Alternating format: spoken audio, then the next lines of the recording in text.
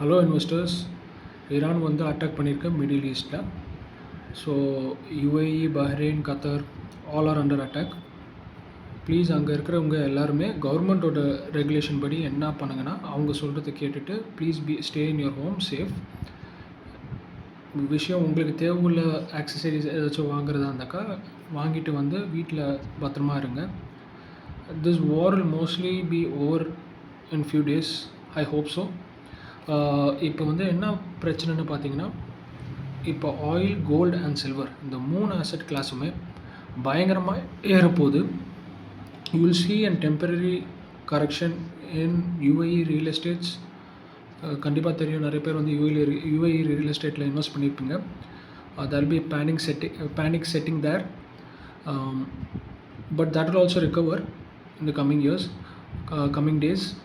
But அந்த strait of Hormuz வந்து நம்மளுக்கு பிளாக் ஆகிறதுனால what really happens is oil through that strait will not be allowed because of ஈரானோட பிரச்சனைனால. அப்படி இருக்கும்போது இந்தியாவுக்கு கிடைக்கிற ஆயில் வந்து ரொம்ப காஸ்ட்லியாக கிடைக்கும். $100 இருக்கிறது கேன் கோ மோர் மேலே இன்னும் போகிறதுக்கு நிறையவே வாய்ப்பு இருக்குது.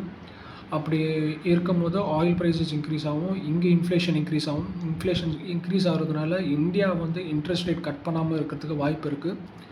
ஸோ ஹவுசிங் லோன் எடுத்திருக்கவங்களுக்கு அப்படியே இன்ட்ரெஸ்ட் ரேட் மெயின்டைன் ஆகிறதுக்கு வாய்ப்பு இருக்குது. I was telling you guys before, interest rate cut பண்ணி ஆகணும் India.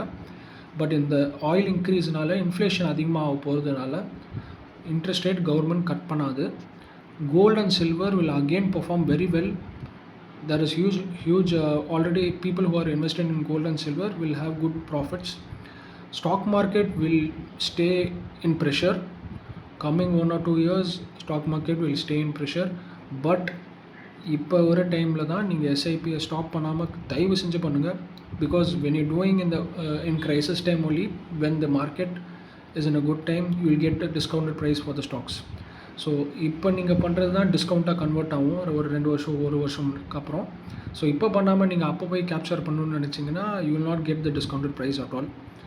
So market is always forward 5 or 6 months. So நீங்கள் எஸ்ஐபியை ஸ்டாப் பண்ணாமல் கண்டினியூஸாக பண்ணுங்கள் எஸ்ஐபியை.